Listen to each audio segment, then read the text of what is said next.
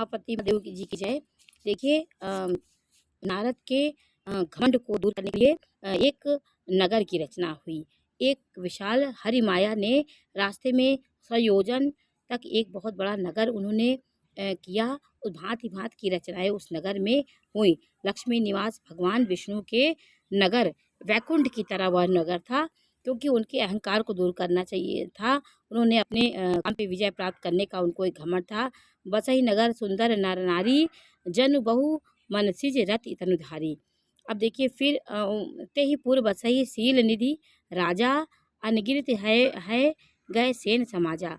वहाँ उस नगर में ऐसे सुंदर नर नारी बसते थे मानो बहुत से कामदेव और उसकी स्त्री रति ही मनुष्य शरीर धारण किए हुए हो। उस नगर में शील निधि नाम का राजा रहता था। उसके यहाँ असंख्य घोड़े हाथी और सेना के समूह थे। उनकी एक अब देखिए उस में रचना हुई और उस राजा के यहाँ स्वयंवर की योजना बनाई गई। तो उसका वैभव और विशालता 100 इंद्र के समान थी। इतना सुंदर वो था।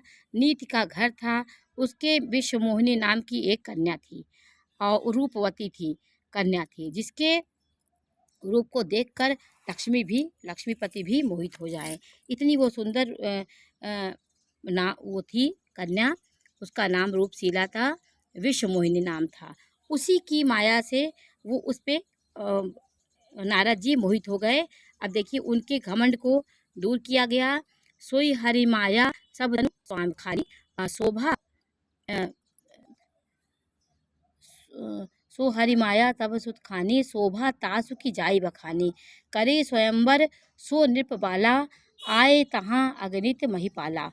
अब देखिए वह सब गुणों की खान थी। दो विश्व मोहिनी थी, सब गुणों की खान भगवान की माया थी। उसकी शोभा का वर्णन कैसे किया जा सकता है। वह राजकुमारी स्वयंवर करना चाहती थी, जिससे वह अगणित राजा वहाँ आए थे। मुनि कौतुक नगर तई गयऊ पुरवासी ने सब पूछत भयऊ। सुनि सब चरित भूपगृह आए करि पूजा नृप मुनि बैठाए। खिलवाड़ी मुनि नारद जी उस नगर में आए और नगरवासियों से उन्होंने यह हाल पूछा। सब समाचार सुनकर वे राजा के महल में गए। राजा ने उन्हें पूजा के आसन पे बैठाया।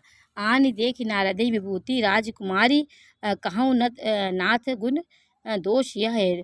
राजा ने कहा कि हे वो ज्ञानी थे, ब्रह्मचर्य थे, बहुत ज्ञानी थे। नारद को कहा कि हे नारद, राजा ने कहा कि राजा ने अपनी बेटी को विश्वमोहिनी कहा